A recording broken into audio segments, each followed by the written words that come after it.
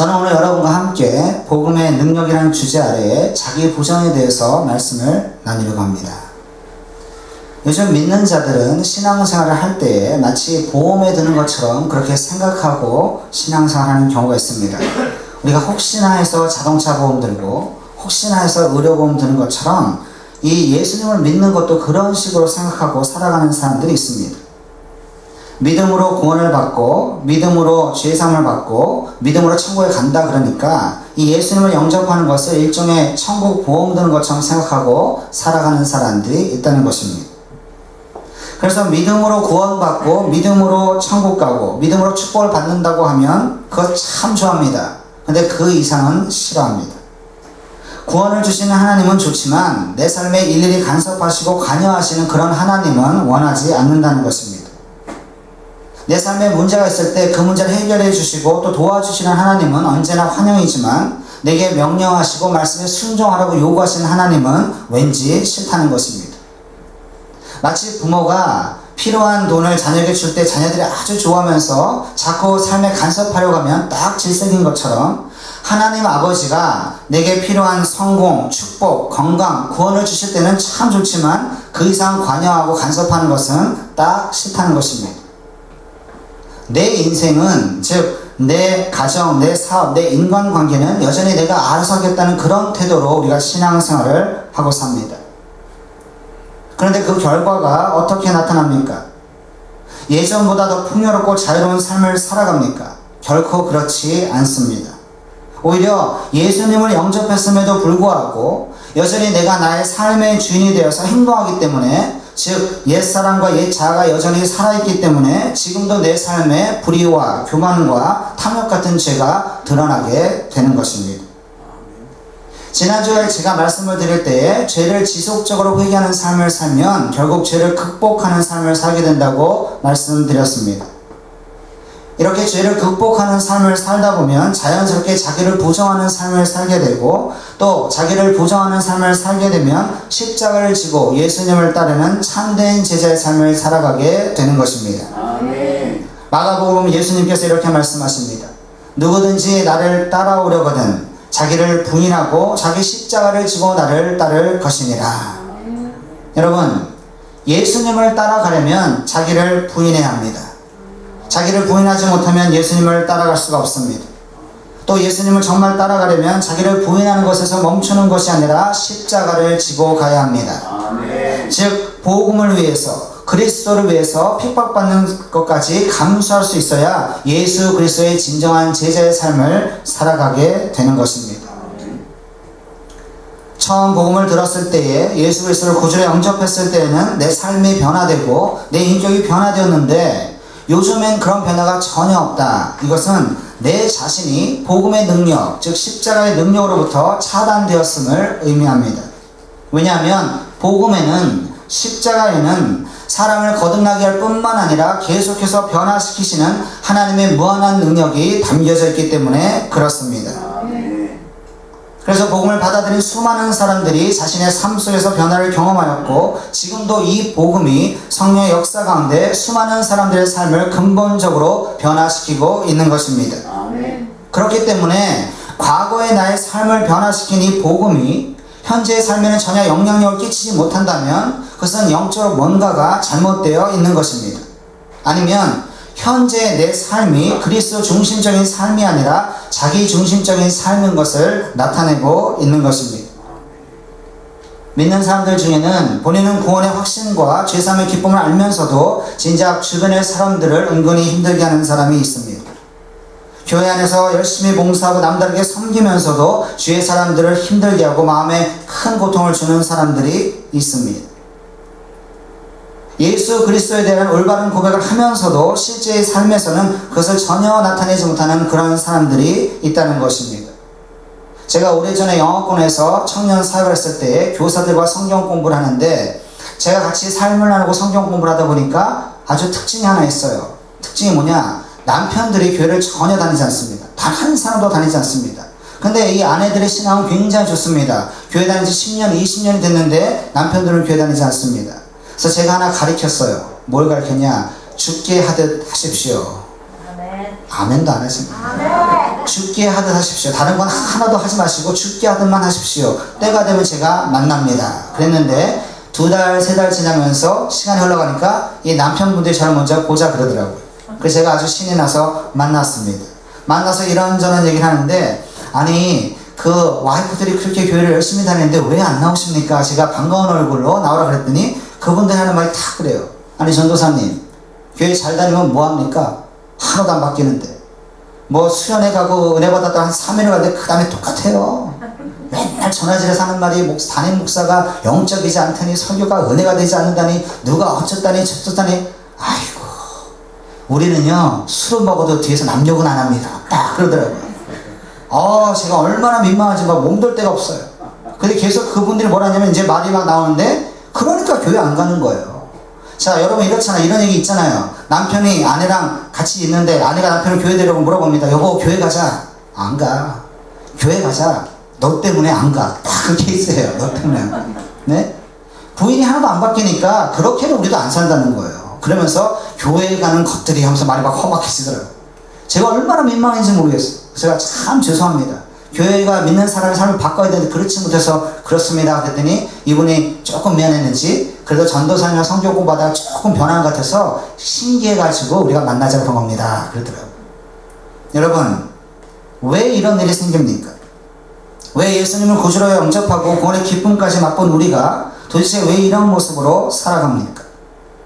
예수님을 구주로 영접하면 내 안에 예수의 영, 즉 성령님이 들어오시기 때문에 그때부터 주님이 실질적으로 내 삶에 개입하기 시작합니다. 그리고 그때부터 내 안에 있는 예수님을 깊이 그리고 실제적으로 경험해야 하는 것입니다. 또 나의 삶을 통해서 예수 그리스도의 인격과 사랑이 나타나야 하는 것입니다. 아멘. 근데 왜 이런 일이 잘 나타나지 않습니까? 왜 믿는 자의 삶에 아무런 변화가 없습니까? 그것은 예수님을 구주로 영접했음에도 불구하고 아직도 내 삶의 주인으로 모시지 않았기 때문에, 나의 주님으로 인정하지 않았기 때문에 그런 일이 벌어지는 것입니다. 영어로 말하면 구주로 영접했다는 말은 예수님을 나의 구원자, 즉 죄에서 나를 구원할 구세주로 영접했다는 뜻입니다. 하지만 구주가 되시는 예수님을 내 삶의 주인, the Lord, 주인으로 인정하지 않고 받아들이지 아니하면 내 삶의 변화가 일어날 수가 없는 것입니다. 가장 안타까운 경우는 복음을 처음 받아들였을 때, 예수님을 구주로 영접했을 때 삶의 주권을 주님께 드림으로써 많은 변화와 축복을 경험한 사람이 계속해서 주의 주되심을 인정하지 못하고 어느덧 내가 삶의 주인이 되어서 마음대로 살아가는 그런 경우입니다. 이것은 복음에 합당한 삶을 살아가는 것이 아니라 복음과 정면으로 대치되는 그런 삶을 살고 있는 것입니다. 오늘 본문 말씀 로마서 6장을 보면 사도 바울은 우리가 예수 그리스도를 영접했을 때 일어난 영적인 일이 무엇인지를 세례와 합하여 설명합니다. 무릇 그리스도 예수와 합하여 세례를 받은 우리는 그의 죽으심과 합하여 세례를 받은 줄을 알지 못하느냐. 우리가 알거니와 우리의 옛사람이 예수와 함께 십자가에 못 박힌 것은 죄의 몸이 죽어 다시는 우리가 죄에게 종노릇 하지 아니하려 함이니라. 너희가 너희 자신을 죄에 대하여 죽은 자요 그리스도 예수 안에서 하나님에 대하여는 살아있는 자로 여길지어다. 아멘. 여기서 바울은 우리가 믿음으로 구원을 받고 예수님을 구주로 영접해서 세례받았을 때에 그의 죽으심과 합하여 세례를 받았다라고 표현합니다. 이 말의 뜻은 우리의 옛사람, 즉 옛자아가 예수 그리스도와 함께 십자가에 못 박혔다는 것을 의미합니다. 그렇기 때문에 이런 관점에서 보면 십자가를 볼 때 예수님만 십자가에 죽은 것이 아니라 그 십자가의 믿음으로 나도 그리스도와 함께 십자가에 못 박혔다고 이해할 수 있는 것입니다. 그래서 갈라디아 2장 20절을 보면 사도 바울이 이렇게 이야기합니다. 내가 그리스도와 함께 십자가에 못 박혔나니 그런즉 이제는 내가 산 것이 아니요 내 안에 계신 그리스도께서 사신 것이라. 또 갈라디아서 5장 24절에 이렇게 얘기합니다. 그리스도 예수의 사람들은 육체와 함께 그 정욕과 탐심을 십자가에 못 박았느니라. 아멘. 예수님을 믿으면 그와 동시에 자아를 십자가에 못 박아야 되는데 아직도 나의 자아가 생생하게 살아있으니까 주변 사람들에게 같은 괴로움과 고통을 주는 것입니다. 본인의 삶에도 아무런 변화가 없을 뿐만 아니라 예전처럼 힘들고 괴로운 삶이 계속돼서 진행되고 있는 것입니다. 여러분, 우리 주 예수님은 완전하신 분이기 때문에 어제나 오늘이라 동일하신 줄 믿습니다. 하지만 여러분이 어제나 오늘이라 동일하면 이건 문제가 심각한 겁니다. 우리는 불완전하기 때문에 날마다 그리스도의 형상대로 바뀌어야 하는 것입니다. 좀 더 구체적으로 말씀을 드리면, 교회를 다니기 전에는 세상 것들을 좋아하던 사람이 교회를 다닌 후에도 여전히 세상 것을 습관적으로 즐긴다면 이것은 문제가 있는 것입니다. 예수님을 제대로 믿지 않거나 또 잘못 믿고 따르는 경우입니다. 그래서 성경은 그리스도 안에 있으면서도 육체의 속을 따라가는 자들에게 이렇게 이야기합니다. 오직 너희는 그리스도를 그같이 배우지 아니하였느니라.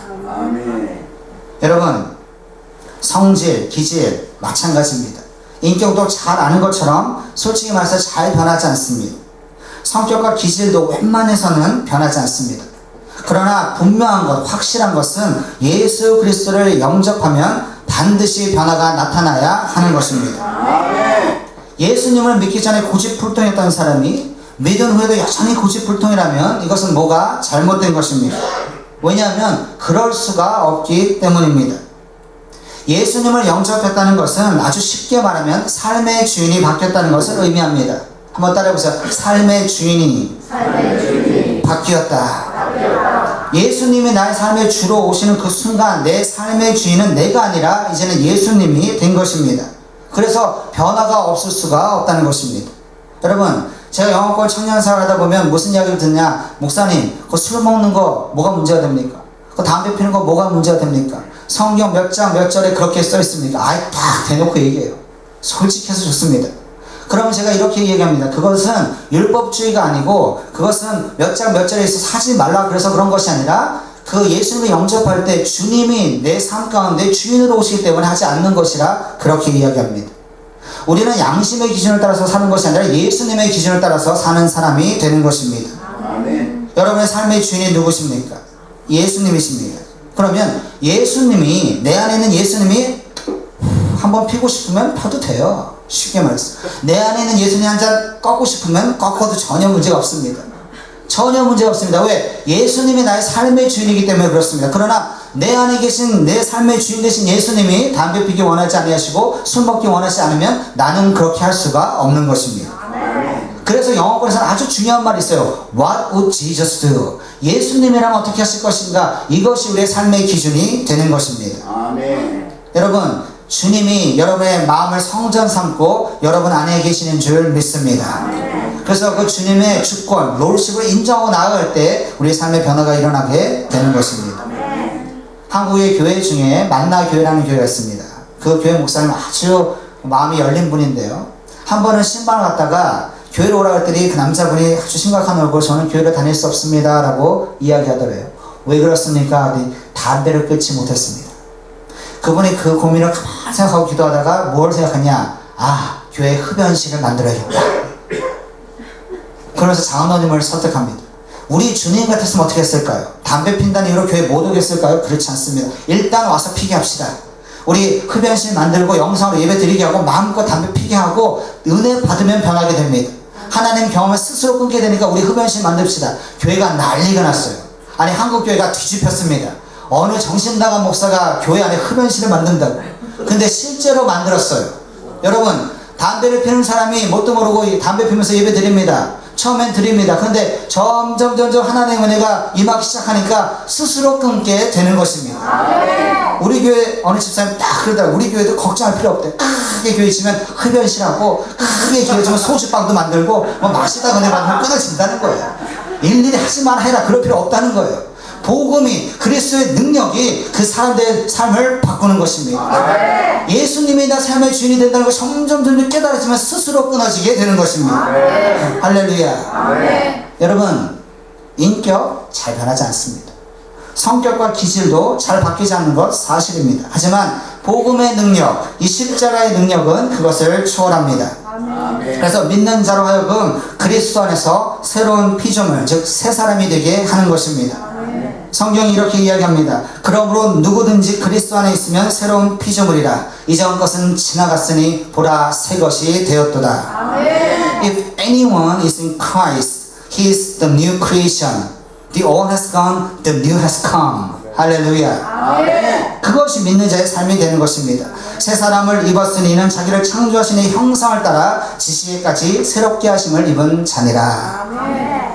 한국 초대교회 보면 깡패 목사로 유명한 목사님 있습니다. 김익두 목사님. 다 아는 전설적인 인물입니다. 얼마나 젊을 때 사람을 패고 다녔는지 개망나니 김익두가 별명이 될 정도로 약간 싸움에 능한 사람입니다. 그런데 이 사람이 예수님을 영접한 다음에 부고장을 했습니다. 김익두는 죽었습니다. 다 돌렸어요. 사람들이 깜짝 놀라서 그 사람이 그렇게 갈 사람이 한다고 모였는데 살아있습니다. 무슨 뜻인가 했더니 나는 이제 그리스도 안에서 죽었습니다. 옛날의 김익두가 아닙니다. 나는 새 사람이 되었습니다. 그것을 부고장을 돌리면서 믿음을 표현한 것입니다.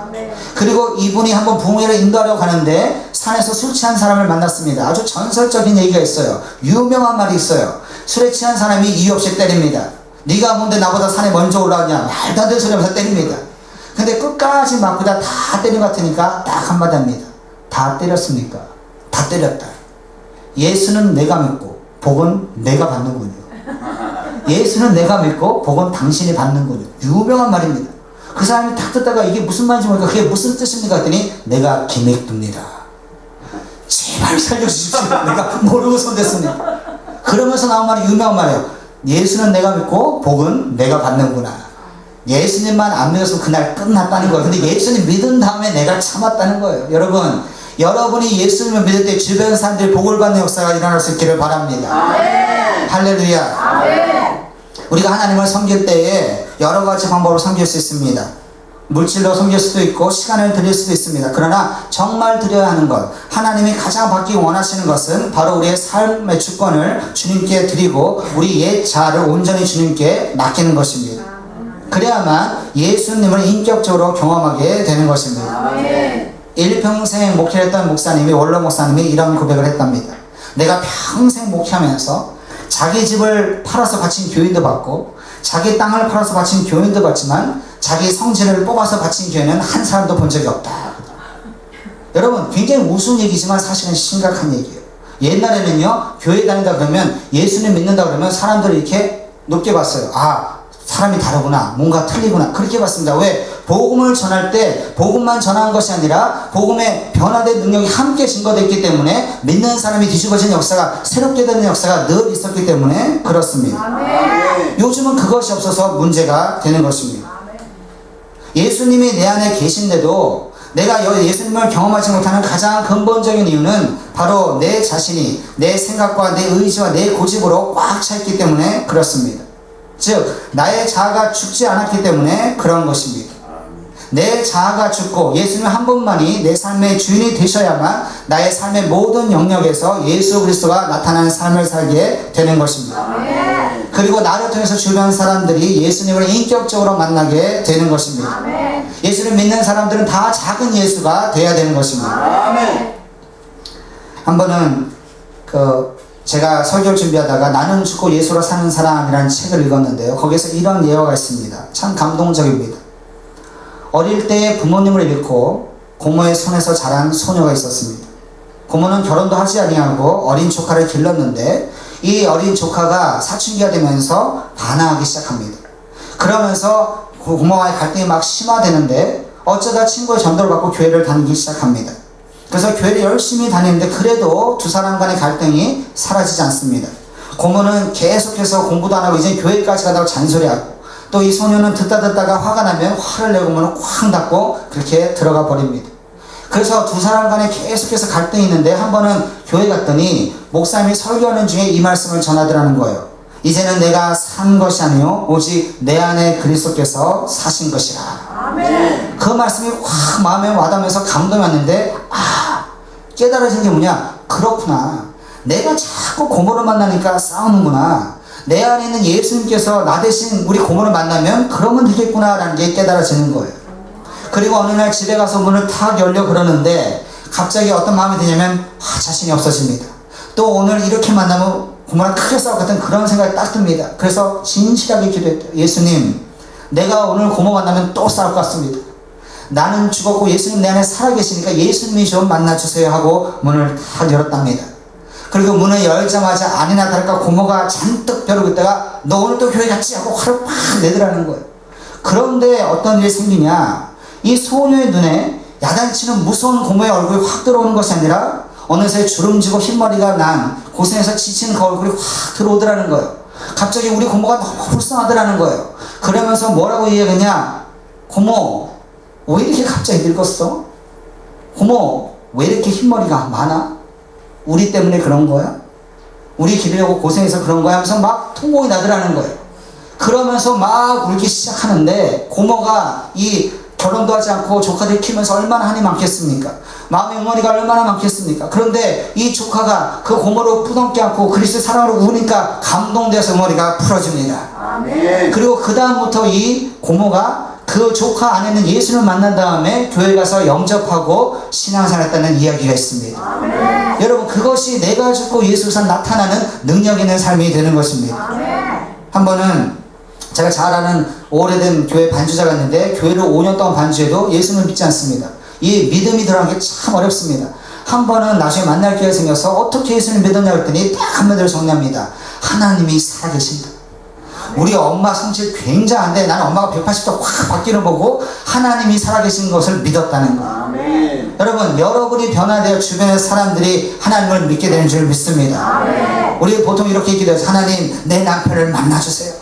하나님 내 남편이 좀 영적 성장하게 해주세요. 여러분, 아내가 죽으면 남편이 예수님 만나는 줄 믿습니다. 아멘. 남편이 죽으면 아내가 예수님 만나는 줄 믿습니다. 아멘. 내가 죽으면 내 안에는 예수님이 다른 사람을 만나주게 되시는 것입니다. 아멘. 한 번은 예전 교회에서 내적 치유 수련회를 2박 3일 동안 하는데요. 거기에 머리가 허연 분이 말씀을 듣다가 이런 얘기를 합니다. 나중에 간증을 하는데 딱 한마디 하시더라고요. 제가 고집이 굉장히 센 사람입니다. 이미 아이들 다 장가 시집 보냈는데도 왜 애들이 나한테 찾아오지 않을까 은근히 서운하고 그래서 좀 불편한 마음을 좀 비쳤는데 나중에 애들이 크니까 조심스럽게 딱 한마디 하더라는 거예요. 아빠도 이젠 좀 변해야지. 그래서 자기가 더 뭐라 그랬다는 거예요. 이것들이 누구한테 감히 변하라고. 근데 가만히 생각해보니까 자기가 교회는 오래 다녔지만 아직도 자아가 죽지 않아서 내 가족도 너무 힘들게 한 것 같습니다 하면서 막 울면서 고백하더라고요. 여러분, 주님을 만날 때에 그런 감격의 순간이 오는 줄 믿습니다. 아멘. 믿는 자는 십자가로 더 가까이 갈 때 십자가의 능력을 경험하게 됩니다. 그냥 경험하는 것이 아니라 십자가를 볼 때 예수님만 십자가에서 죽으신 것이 아니라 바로 나도 십자가에서 죽었다고 고백할 수 있어야 나의 죽음을 십자가에서 볼 수 있어야 드디어 나와 주님과 동행하는 그런 아름다운 삶을 살게 되는 것입니다. 아멘. 제가 대학교 때 우리 목사님이 아주 특별한 얘기를 하셨는데 아직도 기억에 생생합니다. 이게 직분자 교육인지 뭔지 모르지만 어느 날 교인들을 모아놓고 그 다음 관을 하나 딱 준비합니다. 그러더니 권사 받을 사람을 관에 집어넣더라고요. 그리고 뚜껑을 닫습니다. 아주 조용한, 그리고 뚜껑을 닫고 4명이 들고 십자가 앞까지 조용히 갑니다. 그리고 뚜껑을 탁 엽니다. 권사에 나오면서 막 울더라고요. 하나님, 내가 내 멋대로 살았는데 내가 죽은 사람인지 모르고 살았는데 정말 이제야 거듭나는 게 무슨 의미인지 알겠습니다. 여러분, 세례는 여러 번 받을 수 없지만 그 관을 가지고 하는 거 굉장히 좋더라고요. 자아 죽음을 실질적으로 경험하게 되는 것입니다. 우리 이번 주에 고난 중인데 우리도 한번 해볼까요? 관 하나 빌려와서 교회에서 가장 성질 세고 가장 고집 부리고 가장 아집이 센 분부터 탁 집어넣고 조용히 데리고 와서 뚜껑 닫고 이 십자가 앞에서 탁 열면 그런 변하지 않을까 싶습니다. 여러분, 그럼 누가 먼저 들어가야 될까요? 담임 목사부터 들어가야죠, 그죠? 성질 만만치 않으니까. 그 다음에 장로님 들어. 한 사람씩 그런 경험이 있어야 내 안에 그리스도가 실제적으로 나타난 놀라운 역사가 일어나게 되는 것입니다. 우리 아버지, 우리 집사님, 우리 남편 절대로 변하지 않습니다. 잘못된 말입니다. 예수님 만나면 반드시 변하게 되어 있습니다. 그 변화가 지금도 따라와야 되는 것입니다. 세상 사람들은 뭐라고 말합니까? 세상 사람들은 우리가 우리의 인생의 주인이라고 그렇게 가르칩니다. 경쟁사에서 절대로 지면 안 되고 그렇게 말합니다. 손해보면 안 된다고 그렇게 이야기합니다. 남의 인생 짓밟아서라도 성공해서 실패하면 안 된다고 그렇게 이야기합니다. 그리고 뭐라고 광고하나요? 수고한 당신 enjoy. 수고한 당신 휴가를 떠나라. 네가 열심히 일했으니까 네 인생 네 마음껏 즐겨라고 가르치는 게 세상의 가르침입니다. 그러나 성경은 뭘 가르칩니까? 넓은 길이 아니라 좁은 길을 가르칩니다. 이 세상은 철저한 자기 부정과 자기 죽음을 경험하지 않고도 얼마든지 자기 뜻대로 얼마든지 자기 방법대로 성공하고 이길 수 있다고 그렇게 가르칩니다. 그래서 서점에 가보면 성공과 부에 대한 책들이 많이 있습니다. 자기 개발서, 긍정적인 사고의 힘, 카네기 처세술, 뭐 그런 거 쫙 깔려 있습니다. 그러나 그리스도의 진리는 넓은 길로 가는 것이 아니라 어리석게 보일지라도 자기를 부인하면서 좁은 길로 가는 것이 그리스도의 기독교의 진리가 되는 것입니다. 오리를 가자고 하면 신내려가, 그렇죠? 속옷 달라 그러면 겉옷 주고, 그리고 또 뭐가 있습니까? 오른밤 때리면 왼밤 되고. 세상적인 관점을 보면 참 어리석지만 신앙의 관점에서는 그게 맞습니다.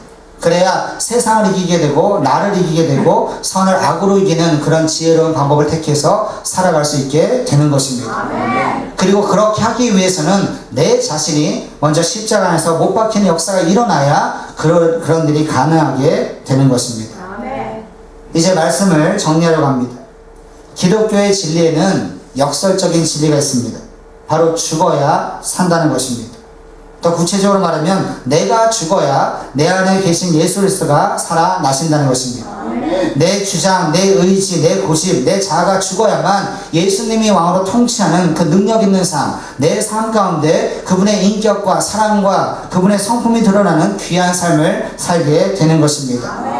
고난주의를 맞이하는 여러분 모두가 이번 한 주간 십자가를 묵상하고 기도할 때마다 십자가에서 죽은 내 모습을 발견하고 그것을 경험하게 되므로 이제는 정말 내가 사는 것이 아니라 내 안에 그리스도께서만 사시는 그런 놀라운 축복이 여러분의 삶 가운데 충만하게 임하기를 바랍니다.